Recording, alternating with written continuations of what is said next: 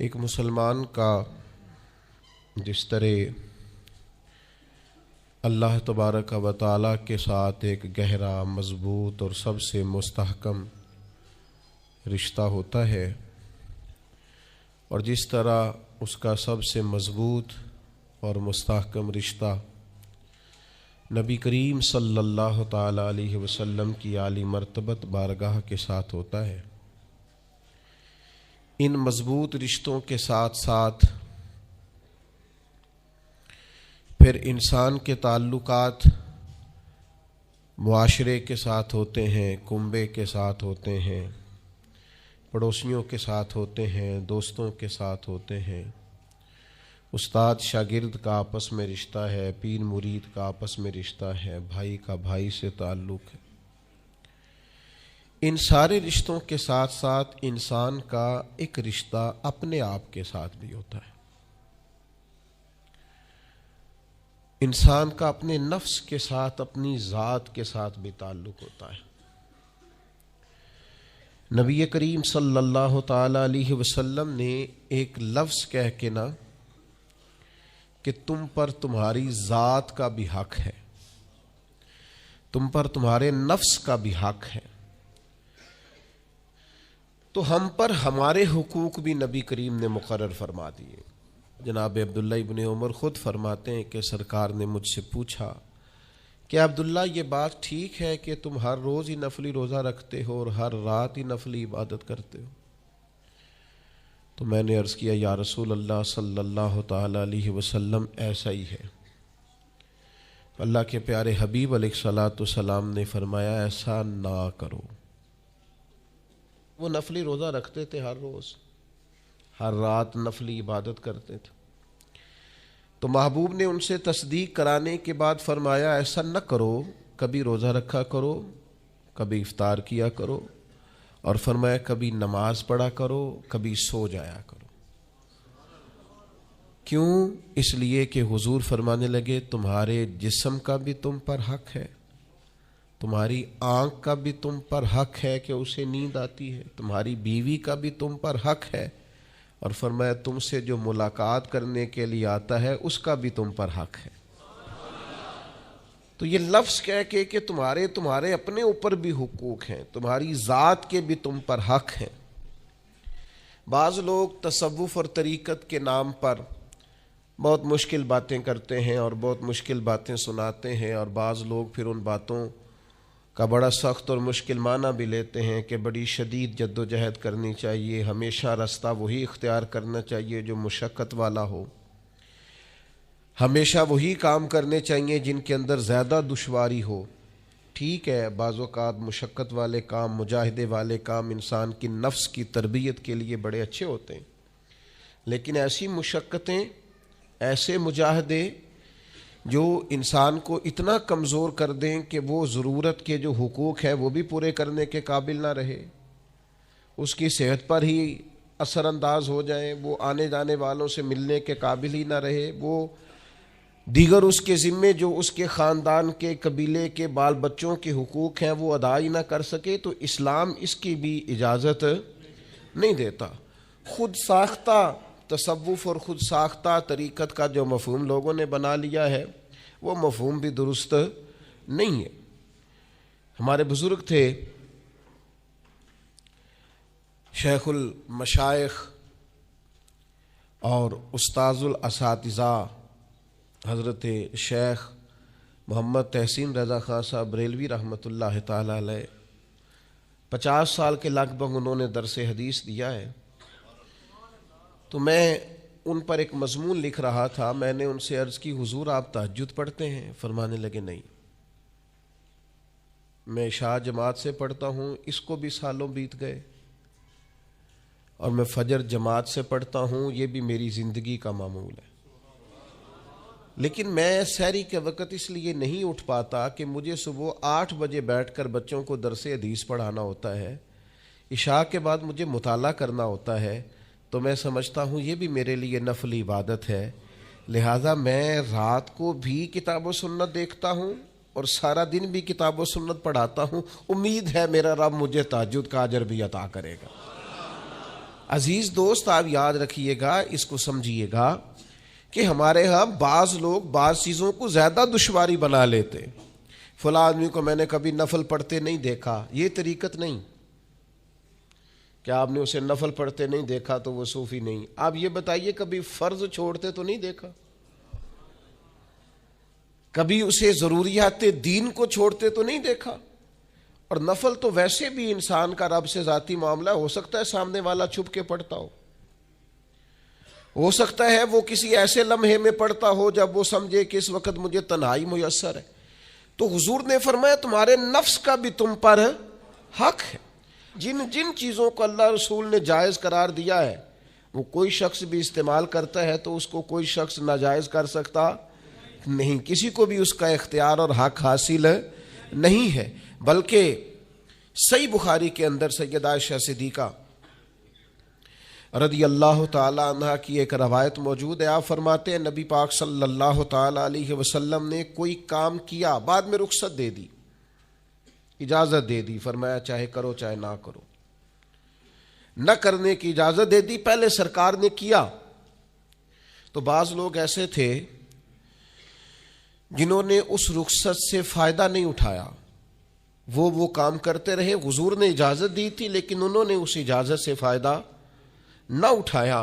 تو نبی کریم علیہ السلام کو جب اس بات کا علم ہوا تو محبوب نے اللہ کی حمد کی اور حضور فرمانے لگے یہ بعض لوگوں کو کیا ہو گیا ہے کہ وہ ان کاموں سے بچتے ہیں جو میں کرتا ہوں، یعنی جس رخصت اور گنجائش پر میں عمل کر رہا ہوں اللہ کا محبوب ہو کے، وہ اس چیز کو چھوڑ رہے ہیں، اس سے احتراز برت رہے ہیں حالانکہ میں اجازت دے رہا ہوں.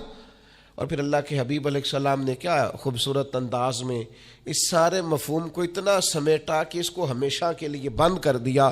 اللہ کے محبوب فرمانے لگے مجھے اللہ کی قسم میں تم سب سے زیادہ رب کو جانتا ہوں اور میں تم سب سے زیادہ اللہ سے ڈرتا ہوں. تو جب میں کسی گنجائش پہ عمل کر رہا ہوں، جب میں کسی ضرورت پر عمل کر رہا ہوں، وہ یہاں ایک دوست تشریف لائے ہمارے پاس تو وہ ہمیں مشورہ دینے لگے کہ آپ کے ہاں بچوں کو چھٹی ہوتی ہے تو وہ تقریباً 1.5 دن بنتا ہے، ظہر کی نماز کے بعد ہفتے کو وہ چلے جاتے ہیں اور اتوار کا سارا دن وہ چھٹی میں رہتے ہیں، تو یہ 1.5 دن پورا ان کا ضائع ہوتا ہے. تو یہ تو معاملہ ٹھیک نہیں ہے. اس طرح تو ایسا ہے نا کہ مدارس دینیہ میں کیا کام ہے چھٹی کا. تو میں نے ان سے کہا ہو سکتا ہے مدرسے کے طالب علموں کو بھی نیند آتی ہو سکتا ہے ان کا بھی کبھی کسی گراؤنڈ میں جا کے کھیلنے کو جی چاہتا ہو سکتا ہے یہ بھی اسی طرح کے لوگ ہوں جس طرح کے عام بچے ہوتے ہیں، ہو سکتا ہے وہ ساری خواہشات ان کے اندر بھی پائی جاتی ہوں جو باقی لوگوں کے اندر پائی جاتی ہیں. آپ وہ پابندیاں کیوں لگاتے ہیں جو پابندی اللہ رسول نے نہیں لگائی؟ جس چیز کو شریعت نے بین نہیں کیا ہم کون ہوتے ہیں اس کو بین کرنے والے؟ سمجھیں. ہاں ایک بات ضرور ہے، ہم اپنے وجود کے مالک نہیں ہیں، اس کا مالک اللہ ہے. وہ خالق ہے، ہم مخلوق ہیں. وہ معبود ہے، ہم اس کے عابد ہیں. وہ ہمارا مالک ہے. ہمیں اپنے نفس کو، اپنے وجود کو اس کی فرما برداری میں رکھنا. نفس کے حق کا یہ مطلب نہیں ہے کہ خواہش نفس میں اگر کوئی ناجائز چیز پیدا ہوتی ہے تو اس کی تکمیل کے لیے بھی ہم دوڑ پڑیں گے. اس کی شریعت کے اندر اجازت نہیں ہے. اجازت اس بات کی ہے کہ جن چیزوں کو شریعت نے جائز قرار دیا ہے آپ اگر ان کا حصول چاہتے ہیں، آسانی چاہتے ہیں تو آپ ضرور ان کو اختیار کریں، کوئی منع والی بات نہیں ہے. میں نے کہا بعض لوگ نا بعض چیزوں پر شدت کرتے ہیں. یعنی نبی کریم علیہ السلام کے صاحبزادہ گرامی حضرت ابراہیم علیہ السلام کا وصال ہو گیا تو نبی کریم کی آنکھوں میں آنسو آ گئے. تو ایک شخص نے حضور سے کہا یا رسول اللہ آپ بھی روتے ہیں، آپ تو صبر کا درس دیتے ہیں. تو نبی کریم نے فرمایا یہ جو آنسو نکل آئے ہیں نا یہ بیٹے کی محبت کی علامت ہے. باقی فرمایا میرے دل اور زبان پر وہی ہے جس سے میرا رب راضی ہوتا ہے. میں اللہ سے کوئی شکوہ نہیں کر رہا، اس کی تقدیر پر راضی ہوں. لیکن یہ کہ جو انسان پر اللہ تعالیٰ نے کچھ فطری محبت رکھی آپ اس کو بھی قبول نہیں کرتے بعض لوگ. تو کچھ لوگ بعض لوگوں پر زیادہ شدت کرتے ہیں. بعض لوگ بعض چیزوں کے معاملے میں زیادہ شدت کا. حضرت عمر کو نبی پاک نے کچھ نذرانہ دینا چاہا, ہدیہ دینا چاہا. ایک ہے آپ کسی سے مانگتے ہیں, ایک ہے کوئی آپ کو دیتا ہے. ان دونوں باتوں میں وہ جو تحفہ لینا دینا ہے اسے تو حضور نے فرمایا محبت بڑھتی ہے. تو حضرت, یہ صحیح بخاری میں موجود ہے, نبی کریم نے کچھ دیا تو حضرت عمر عرض کرنے لگے نہیں یا رسول اللہ ضرورت نہیں. تو محبوب نے فرمایا جو بن مانگے ملے وہ تو اللہ کی طرف سے ہے. وہ ایک صاحب مجھے کہنے لگے فلاں صاحب کہتے ہیں ہم چندہ نہیں مانگتے. تو میں نے کہا وہ زیادہ نیک ہونا چاہتے ہیں, کوئی حرج والی بات نہیں. وہ چندہ نہیں مانگتے, وہ زیادہ پرہیزگار ہونا چاہتے ہیں, زیادہ آگے بڑھنا چاہتے ہیں. ورنہ نبی پاک نے تو اعلان کیا ہے کہ تبوک پہ جانا ہے, مجاہدوں کو چندے کی ضرورت ہے. اعلان کیا کہ نہیں کیا رسول پاک نے؟ تو آپ اس کو علماء کی توہین کا پہلو بنائیں گے؟ رسول اللہ صلی اللہ علیہ وسلم نے اعلان نہیں فرمایا؟ اگرچہ مالک کل ہیں لیکن حضور نے اعلان کیا. اور قرآن مجید میں تو کفار نے شکوہ کیا ہے کہ رب ہم سے مانگتا ہے معاذ اللہ. اس کا معنی یہ ہے کہ اللہ فقیر ہے, ہم غنی ہیں. یا آپ 28ویں پارے میں دیکھ لیں کہ رب کہتا ہے قرض حسنہ دو, تو آپ کیا معاذ اللہ یہ آیتیں دے کے اللہ پر تنقید کریں گے؟ معاذ اللہ ثم معاذ اللہ, نقل کفر نباشت کہ اللہ لوگوں سے کہتا ہے میرے راستے میں خرچ کرو, اور ایک جگہ نہیں جگہ جگہ کہتا ہے. آپ کچھ زیادہ نیک ہونا چاہتے ہیں. یعنی جس بات کا اللہ اعلان کر رہا ہے وَمِمَّا رَزَقْنَاهُمْ يُنْفِقُونَ, جو میں نے تمہیں دیا ہے میری راہ میں خرچ کرو, جس کا حضور اعلان کر رہے ہیں. ایک شخص کھڑا ہو کے کہتا جی ہو مولوی چندے مانگتے ہیں. او خدا کے بندے, جو کام عین کتاب و سنت میں موجود ہے, تم کو ضرورت سے زیادہ نیک ہونا چاہتے ہو تو یہ تمہارا خود ساختہ دین ہے, یہ رسول اللہ کا دین نہیں ہے, یہ تمہارا. اور لوگ ہیں کہ کہہ رہے ہیں واہ واہ بڑی بات ہے. تو اس لیے ہمارے وجود کا بھی ہم پر حق ہے. چند ایک نفس کے حقوق آج بیان کرنے. سب سے پہلا ہمارے نفس کا ہم پر حق یہ ہے کہ ہم اپنے آپ کو پہچانیں, اپنی صلاحیتوں کو پہچانیں, اپنے اوپر غور کریں. قرآن مجید نے ارشاد فرمایا کہ بل الانسان علی نفسہ بصیرہ, فرمایا بلکہ انسان خود اپنے اوپر گواہ ہے, اسے اپنا پتہ ہے. بہانے بنائے تو بات الگ ہے, یہ خود پر گواہ ہے, اسے خبر ہے. انسان عالم اصغر ہے, ہم نہ اپنے آپ کو پہچانتے نہیں, ہمیں اپنی خوبیوں کا پتہ نہیں ہوتا. یہ جو ہم استاذ کے پاس جاتے ہیں نا, یہ جو ہم مرشد کے پاس جاتے ہیں نا, وہ ہمیں نکھار کے نا تو وہ ہماری خوبیاں ہماری آنکھوں کے سامنے کر دیتے ہیں کہ یہ تمہارے اندر صلاحیت ہے. وہ تراش کے نا پتھر کو تو اسے ہیرا بنا دیتے ہیں, وہ نکموں کو کام کا بنا دیتے ہیں. وہ کیا کرتے ہیں کہ وہ ہمیں ہمارے اپنے آپ سے آگاہ کر دیتے ہیں.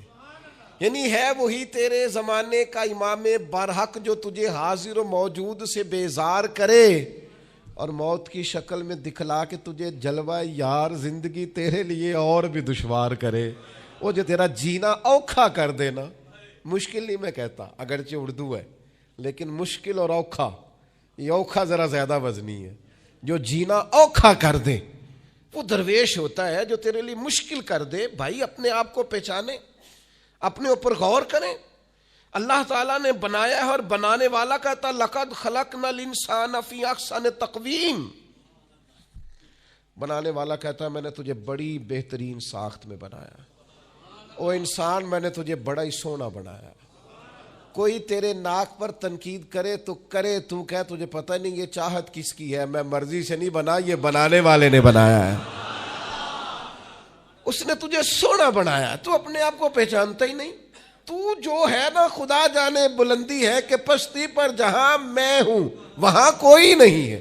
تو اپنے قد سے بھی پیار کر, تو اپنے رنگ سے بھی پیار کر, تو اپنے وجود کی ساخت سے بھی پیار کر. اور پھر وہ کہتا ہے تجھے بنایا, باقی سارا کچھ تیرے لیے بنایا. هو الذی خلق لکم ما فی الارض جمیعا. رب کہتا ہے زمین میں جو کچھ ہے نا میں نے سارا تیرے لیے بنایا. تجھے اللہ رسول کے لیے بنایا ہے, اور باقی زمین میں جو کچھ ہے وہ سارا تو پہچانتا ہی نہیں. یہ ہر چیز مسخر ہے تیرے سامنے. اتنا بڑا ہاتھی ہوتا ہے اور ایک عام آدمی ہلکی سی چھڑی لے کے اسے چلا رہا ہوتا ہے. اونٹ کتنا لمبا چوڑا وزنی ہوتا ہے، لیکن ایک عام آدمی اس کے ناک میں نکیل ڈال کے اسے گھما رہا ہوتا ہے۔ کتنی بڑی بھینس ہوتی ہے، لیکن چھوٹے سے بچے نے مہار پکڑی ہوئی ہوتی ہے۔ ایک عام آدمی پائلٹ بن کر جہاز پہ بیٹھتا ہے اور منوں ٹنوں کے حساب سے وزن ہے، افراد ہیں، لیکن ہواؤں پر سواری کر کے اسے چیرتا ہوا وہ مہینوں کی منزلیں گھنٹوں میں طے کر کے کراس کرتا ہے۔ تسخیر کائنات کے لیے تجھے بنایا ہے، تو سو رہا ہے، تو جاگتا ہی نہیں، تو اپنے آپ کو پہچانتا ہی نہیں۔ اقبال سے کسی نے کہا میں رب تک جانا چاہتا ہوں، تو اقبال کہنے لگے عجب نہیں کہ خدا تک تیری رسائی ہو، پر تیری نظر سے تو پوشیدہ ہے آدمی کا مقام۔ تو بندے کے مقام کوئی نہیں سمجھ سکا ابھی تک، من عرف نفسہ فقد عرف ربا۔ درویش کہتے ہیں جو اپنے آپ کو پہچان گیا وہی تو اپنے رب کو پہچان گیا۔ اپنی قدر کو پہچانے، اپنی اہمیت کو پہچانے۔ آپ کے اندر بڑی صلاحیت پنہا ہے، چھوٹی چھوٹی باتوں میں پریشان ہو گئے، کام نہیں ملتا، کاروبار نہیں چلتا، اور تیرے پاس بڑا کچھ ہے یار، کام نہیں بھی ملتا۔ تو اگر وقتی طور پر کوئی حالات خراب ہے تو اپنا قد کاٹ تو دیکھ، اپنا حسن تو دیکھ، اپنی سوچ تو دیکھ، تفکرات تو دیکھ۔ تجھے بنانے والے نے کوئی کمی چھوڑی نہیں، اس نے کمال کر دیا ہے، قدرت نے رنگ بھر دی ہے تیرے وجود میں۔ کبھی تو اپنے رب کے شاہکار ہونے کی نظر سے اپنے آپ کو دیکھے، تجھے اپنے آپ سے پیار ہو جائے، تجھے اپنے آپ سے محبت ہو جائے۔ وہ میں کبھی تنقید کیا کرتا تھا کہ یہ جوان شیشوں اور آئینوں کے سامنے بڑی دیر تک کھڑے رہتے ہیں، تو ایک دن ایک سادے سے بزرگ مجھے کہنے لگے یہ جو آئینے کے سامنے کھڑا ہے نا، یہ بھی رب کی تخلیق کو ہی دیکھ رہا ہے۔ یہ کہہ رہا ہے کریم نے کمال نہیں کر دیا مجھے بنانے والا، حج نہیں کر دی، کیا حسن کے جلوے، کیا خوبصورتی اور کیا نورانیت اس نے پیدا کی ہے انسانی، اور پھر یہ جو دیا بن مانگے دیا۔ ایک بات یہ کہ اپنے نفس کو پہچانے، اور دوسری بات یہ ہے کہ عزت نفس کا بھی خیال کریں، اپنے آپ کو رسوا نہ کریں۔ اللہ نے عزت دی ہے تو اپنے آپ کو ذلت کی جگہ پر کھڑا نہ کریں، تہمت والی جگہ پہ اپنے آپ کو کھڑا نہ کریں، کبھی اپنے آپ کو اتنا کمزور نہ کریں۔ جھکنا ہے رب رسول کے سامنے، بلا وجہ دنیا داروں کے، سیٹھوں، نوابوں کے اور وزیروں مشیروں کے سامنے اپنے آپ کو رسوا نہ کریں، کسی کی گاڑی کے پیچھے بھاگ کے اللہ کی دی ہوئی شان کو کمزور نہ کریں، ذلت کی جگہ پہ اپنے آپ کو کھڑا نہ کریں۔ شریعت اسلامیہ نے مومن کا وقار کیا بیان کیا ہے؟ رب کریم نے فرشتوں سے جب مشورہ کیا تھا نا بندہ بنانے کے لیے، انسان کی تخلیق کے لیے، تو وَإِذْ قَالَ رَبُّكَ لِلْمَلَائِكَةِ إِنِّي جَاعِلٌ فِي الْأَرْضِ خلیفہ۔ اللہ نے فرشتوں سے فرمایا میں زمین پہ اپنا نائب بنانا چاہتا ہوں۔ اوہو، کبھی آپ اس کو سمجھ جائیں نا کہ یہ عزت کا تاج کیا ہے۔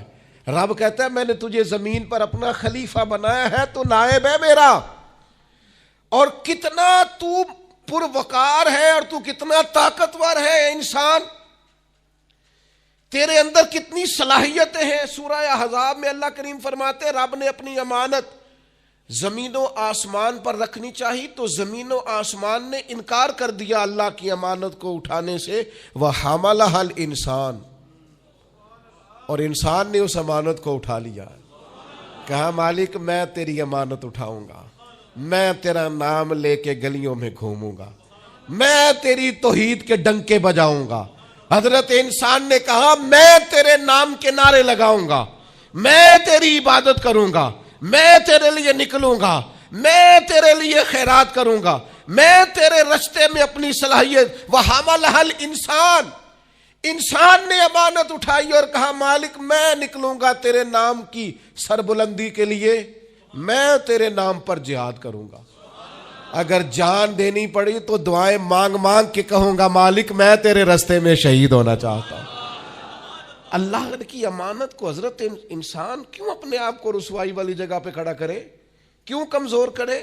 بہت پہلے کہا تھا، فقیر آدمی ہوں، جو باتیں کہتا ہوں کوشش کرتا ہوں سوچ سمجھ کے کہوں۔ بہت پہلے کہا تھا میں نے کہ جو اپنی برادری کو بڑا جانتا ہے اس کی زیادتی نہیں، زیادتی اس کی ہے جو اپنی برادری کو سب سے چھوٹا جانتا ہے. تو بڑا نالائق ہے، تو کہتا ہے میں چھوٹی برادری میں پیدا ہوا ہوں. تو مرضی سے پیدا ہوا ہے، یہاں تجھے تیرے رب نے پیدا کیا ہے. جو ماں تیرے، میں نے ایک دفعہ کہا کچھ دوستوں سے، کہنے لگے کدھر جا رہے ہیں؟ میں نے کہا اپنے والد صاحب کے مزار پہ. کہنے لگے پیر تھے؟ میں نے کہا نہیں. عالم تھے؟ میں نے کہا نہیں. کسی بہت بڑے ادارے میں کسی صدر نشین کی سیٹ پہ بیٹھتے تھے؟ میں نے کہا نہیں. وہ ٹریکٹر پر بیٹھ کر کھیتوں میں ہل چلاتے تھے، شام کو بھینسوں کا دودھ دھوتے تھے. وہ کسان تھے، وہ محنت کرتے تھے. پھر وہ تاجر تھے، چھوٹی سی تجارت کرتے تھے.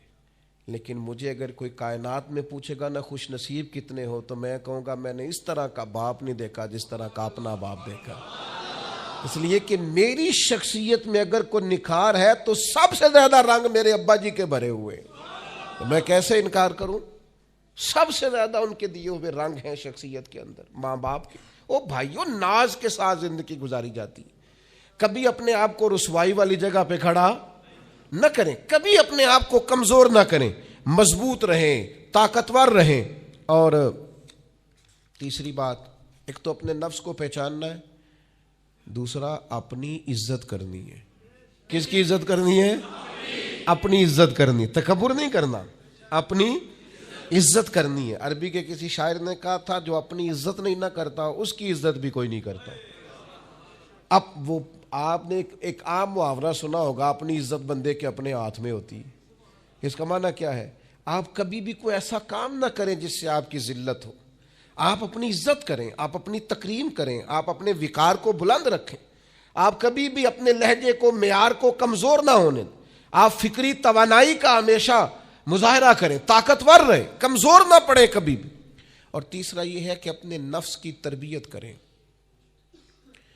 جس طرح انسان اپنے وجود کی نشو و نما کرتا ہے نا، وہ کہتا ہے یہ کھاؤں گا تو طاقت ہوگی، یہ کھاؤں گا تو بیمار ہوں گا، یہ کھاؤں گا تو میں فریش رہوں گا، یہ کھانے سے میری طبیعت میں درد ہوگی. اسی طرح وہ اپنی تربیت کرے، اپنی نشو و نما کرے، اپنی روحانی تربیت پر توجہ دے. وہ دیکھے یہ کام کرنے سے میری طبیعت گناہ کی طرف مائل ہوتی ہے، اس بری صحبت میں بیٹھنے سے میرے اندر بعض بری چیزیں آتی ہیں، اس کے پاس بیٹھنے سے سوچے میری گدلی میلی کچیلی ہوتی، اور اس شخص کی صحبت جو ہے وہ مجھے تازہ کرتی ہے، اللہ کے قریب کرتی. تربیت نفس پر توجہ دیں، اپنی باطنی کیفیات کو ملاحظہ کریں. اپنی تربیت سب سے زیادہ انسان خود کر سکتا ہے. بل الانسان علی نفسہ بصیرہ. انسان خود اپنے اوپر گواہ ہے. وہ خود محسوس کرے کہ کہاں کہاں میرے اندر غلطیاں ہیں، کہاں کہاں میرے اندر کمزوریاں ہیں. وہ ان ساری چیزوں پر متوجہ رہے. ڈاکٹر نے دوائی دینی ہوتی ہے، اور دوائی دینے کے بعد وہ کہتا ہے یہ نسخہ ہے اور یہ کھانے کی ترتیب ہے اور یہ آپ کی پرہیز ہے. اب مریض کہے کہ جناب ڈاکٹر صاحب کوئی نظر کریں آپ تاکہ میں نہ نظر سے ٹھیک ہو جاؤں، تو ڈاکٹر کہے گا میری نظر یہی ہے جو میں نے نسخہ لکھا ہے نا، یہی نسخہ ہے، یہ دوائی کھائیں. یہ وہ لوگ آتے ہیں پیر صاحب کے پاس، کہتے ہیں کوئی نظر کریں میں نیک ہو جاؤں. بھی پیر صاحب نے نسخہ بتایا نا، 5 نمازیں پڑھو، نماز کے بعد یہ والا ذکر کرو. پیر صاحب نے بتایا نا اس کام سے پرہیز کرو، تو آپ ان بات مانیں، انشاءاللہ اللہ شفا عطا فرمائے گا. آپ اس نسخے پر، وہ پیر فیض الحسن شاہ صاحب رحمۃ اللہ علیہ آل و معاد شریف والے فرمایا کرتے تھے، مرید کہندے نے سانو نمازاں نہ پڑھاؤ، اللہ اللہ نہ کراؤ، ایویں ہی پہنچاؤ. تو کہتے ہیں یہ ایویں والا کام ہو سکتا؟ ہاں، جو شریعت کے احکام ہے وہ تو سارے کرنے پڑتے ہیں. اور پھر لوگوں کو نا ایسے موقع پہ بابا بلے شاہ جی یاد آ جاتے ہیں. کہتے بلے شاہ نو مرشد ملے ہے تے انہیں ایویں ہی جا بخشایا ہے. او نا نا نا نا 300 پہلی زمین ہوندی سی بابے بلے شاہ دی، انہیں ساری دیتی دی اللہ دی راہ وچ. ایویں جڑا جے نا وہ اے والا ایویں جے. نیرا شیر نہ پڑھو، پیچھے پلٹ کے دیکھو تو صحیح اس شخص نے کمال کیا کیا کیا ہے. مجھے اتنا نظر آ رہا ہے وہ بلے شاہ نو مرشد ملیا جنہیں ایویں جا بخشایا، وہ ایویں ان کی عاجزی ہے، وہ ان کی عاجزی ہے، وہ انکساری ہے. وہ کہتے ہیں کہ مجھے بہت زیادہ مشقت نہیں کرنی پڑی، ایک ہی مرشد سے سارا کچھ مل گیا ہے. یہ اس بات کا ترجمہ ہے، اس کی تشریح ہے. من مانی باتیں، من مانی آپ تربیت اپنی کریں، اپنے اوپر غور کریں. اور چوتھا، ہمارے نفس کا ہم پر حق یہ ہے کہ اپنے نفس کا احتساب کریں، اپنے نفس کو اللہ کی رضا کے مطابق ڈھالیں، اس کا محاسبہ کریں. جو لوگ حساب کتاب نہیں نہ رکھتے، ہمارا ادارہ ذرا بڑا ہوا ہے تو ہم نے اسپیشل اکاؤنٹ میں پکا بندہ رکھ لیا ہے. پہلے ایک دوست کام کرتے تھے رضا کارانہ طور پر، شام کو بیٹھتے حساب کتاب کر دیتے. کمیٹیوں میں ایک شخص کیشیئر ہوتا ہے. پھر اب ادارہ بڑا ہو گیا، نظم بڑا ہو گیا، کام بڑا ہو گیا. اب وہ ایک آدمی شام کو اگر بیٹھے گا تو کرے گا نہیں، تو مستقل ایک صاحب ہیں جو ڈیوٹی کرتے، نظام کو دیکھتے. کیونکہ اگر حساب کتاب نہ رہے تو چیزیں ٹھیک چل سکتی. سب سے زیادہ وہ تاجر ناکام ہوتا ہے جو کمائی کرے اور خرچ کا حساب ہی نہ رکھے، جس کو پتہ ہی نہ ہو آمدن خرچ میں بیلنس کیا ہے. اس لیے حضرت عمر رضی اللہ تعالیٰ عنہ ارشاد فرماتے ہیں اپنا حساب کرو اس سے پہلے کہ قیامت میں تمہارا حساب کیا جائے. اپنے نفس کا محاسبہ ضرور. ہم نہ ساری زندگی دوسروں کا حساب کرتے رہتے ہیں، فلاں کہاں سے کماتا ہے، کہاں کھاتا ہے، کہاں پہنچ گیا، کون سی سیاست کی، کس کے پاس اٹھتا بیٹھتا ہے، کہاں سے آتا جاتا ہے، چلاک بڑا ہے، فلاں سے مل گیا. اور ساری زندگی دوسروں کا خیال رکھتے گزر گئی. اس سے آدھا بھی کبھی اپنا رکھا ہوتا نا، تو بات کہاں سے کہاں پہنچ جاتی. محاسبہ نفس کرنا، اور کتنا کرنا ہے، اس نفس کو قابل بنانا ہے. حضرت سیدنا عبداللہ ابن سلام رضی اللہ تعالیٰ عنہ نے لکڑیوں کا گٹھا، پرانے زمانے کے اندر ایندھن لانا، لکڑیاں اکٹھی کر کے لانا، یہ بھی روزمرہ کی ڈیوٹیوں میں سے ایک ڈیوٹی ہوتی تھی. وہ ڈیوٹی آج کل ہم ماہانہ گیس کا بل دے کے پوری کرتے ہیں. یا اب بھی اس کی ایک صورت ہمارے پاس ہے کہ بہت سارے لوگوں نے سلنڈر اٹھائے ہوتے ہیں، گیس بھروانے جا رہے ہیں. تو اس سے کچھ عرصہ پہلے یا آج بھی دیہی ماحول کے اندر بعض لوگ شام کو لکڑیاں اکٹھی کر کے لاتے تھے کہ وہ آئیں گی تو کھانا پکے گا ایندھن کے لیے. حضرت عبداللہ ابن سلام رضی اللہ تعالیٰ عنہ لکڑیاں اپنی پشت پہ رکھے ہوئے ہیں، گھر کی طرف آ رہے ہیں. تو ایک شخص نے آپ سے کہا کہ جناب حد ہو گئی، گھر میں بیٹے بھی موجود ہیں، غلام بھی موجود ہیں، اور آپ یہ کام خود کر رہے ہیں. تو حضرت عبداللہ ابن سلام فرمانے لگے بیٹے بھی موجود ہیں اور غلام بھی موجود ہیں، اور ایک بات اور بھی شامل کر رہا ہوں، اللہ کے فضل سے میرے بچے اور میرے خادم میرے فرما بردار بھی ہیں، بات بھی مانتے ہیں. لیکن فرمانے لگے میرا نفس نہ تھوڑا بڑا ہو گیا تھا، یہ مجھے کہہ رہا تھا تو بہت بڑا آدمی ہو گیا ہے، تو بہت بڑا شخص ہو گیا، تیری بڑی شخصیت ہو گئی ہے. فرمایا یہ جو ذرا لکڑیوں کا گٹھا پشت پہ رکھا ہے نا، یہ رکھا پشت پہ ہے، لیکن ذرا حساب اپنے نفس کا کر رہا ہوں، محاسبہ نفس کر رہا ہوں، اسے سمجھا رہا ہوں کہ اتنا بڑا ہونے کی ضرورت. ہمارے بزرگ فرمایا کرتے تھے آخر تک اپنے استادوں کی بارگاہ میں حاضری دینی ہے. میرے اسا فرمایا کرتے آخر تک اپنے مشائخ سے جڑے رہنا ہے، آخر تک اپنے اساتذہ کے پاس آنا جانا. کچھ لوگ بے نیاز ہو جاتے ہیں نا، خود عالم ہو گئے اب استاد گئے، خود بڑے ہو گئے اب گئے. کہتے تھے آخر تک جانا، اس لیے کہ بعض لوگوں کے پاس جانے سے انسان کو لگتا ہے کہ نہیں مجھ سے بھی بڑے موجود ہیں. ان کے پاس بیٹھنے سے احساس ہوتا ہے کہ میں اتنا بڑا نہیں ہوں. اور بڑا بھی ہمیشہ وہی ہوتا ہے جس کا کوئی بڑا ہوتا ہے، جس کا کوئی بڑا ہی نہیں وہ کیسے بڑا ہوگا. تو اللہ تعالیٰ نے بھی ہمیں قرآن مجید کے اندر یہ حکم دیا، یا ایھا الذین آمنوا اتقوا اللہ ولتنظر نفس ما قدمت لغد. اے ایمان والو اللہ سے ڈرو اور ہر جان حساب کرے، محاسبہ کرے، دیکھے کہ اس نے کل کے لیے آگے کیا بھیجا. کل کے لیے اس اپنا حساب کرنا ہے، محاسبہ نفس کرنا ہے. یہ نفس کا حق ہے. جس طرح کپڑے میلے ہو جاتے ہیں تو آپ پریشان ہوتی ہیں کہ یار یہ میلے ہو گئے بدلنے چاہیے. جوتے ٹوٹ جاتے ہیں تو آپ خیال کرتے ہیں یار مجھے آنا جانا ہوتا ہے، یہ مجھے ٹھیک کرنے چاہیے. تو نفس پر میل کچیل چڑھ جاتی ہے، لوگ حساب ہی نہیں کرتے. باطن سارا گدلا ہو جاتا ہے، لوگ حساب ہی نہیں کرتے. اندر سارا کمزور ہو جاتا ہے، حساب ہی نہیں کرتے. اس نفس کا حساب کرنا ہے، محاسبہ کرنا ہے. اس کا بھی حق ہے. جس طرح آپ کے جسم کا حق ہے کہ لباس ٹھیک ہو، جوتے ٹھیک ہوں، آپ نے غسل کیا ہوا ہو، اس طرح آپ کے نفس کا بھی حق ہے. اس کا حق کیا ہے کہ اسے اتنا ٹھیک کر دے، اتنا محاسبہ کریں، اتنی اس کی عادات بہتر کریں کہ وہ رب کی رضا کے مطابق ڈھل جائے، اللہ رسول کی رضا کے مطابق دھل جائے، نکھر جائے، صاف ہو جائے. اس طرح کا ہو جائے کہ جب دنیا سے جانے لگے تو آواز آئے یا ایتھا النفس المطمئنہ، اے نفس مطمئنہ ارجعی الی ربک راضیۃ مرضیہ، لوٹ اپنے رب کی طرف، تو اپنے رب سے راضی ہے اور تیرا رب تجھ سے راضی ہے۔ اس نفس کو اللہ کی رضا کے مطابق ڈھال دیں۔ حضرت ابراہیم ابن ادم رحمۃ اللہ علیہ ایک دن مریدوں کے بیچ بیٹھے ہوئے تھے، فرمانے لگے دنیا میں جو کچھ ہوتا ہے میری مرضی سے ہوتا ہے۔ تو سارے مرید آپ کی طرح کے عقیدت مند تو نہیں نہ ہوتے چپ کر کے سن لیں، کچھ سوچتے بھی ہیں، ان کا دماغ فوری طور پر تنقید کی طرف بھی مائل ہوتا ہے۔ جب آپ نے فرمایا کہ دنیا میں جو کچھ ہو رہا ہے میری مرضی سے ہو رہا ہے، تو کچھ لوگ جو تھے ان کی آنکھیں بتاتی تھیں کہ سوال فوری طور پر آ گیا ہے، ذہنوں کو پریشان کر رہا ہے۔ تو ایک صاحب نے کہہ لیا حضور یہ بڑا دعویٰ ہی نہیں، دنیا میں جو ہو رہا ہے میری مرضی سے ہو رہا ہے۔ فرمانے لگے اصل بات نہیں نا، تم نے آگے پوچھا ہی نہیں، میں بتانے لگا تھا۔ کچھ لوگ پریشان جلدی ہو جاتے ہیں، اگلا صفحہ پڑھتے نہیں پچھلے پہ ہی پریشان ہو جاتے ہیں۔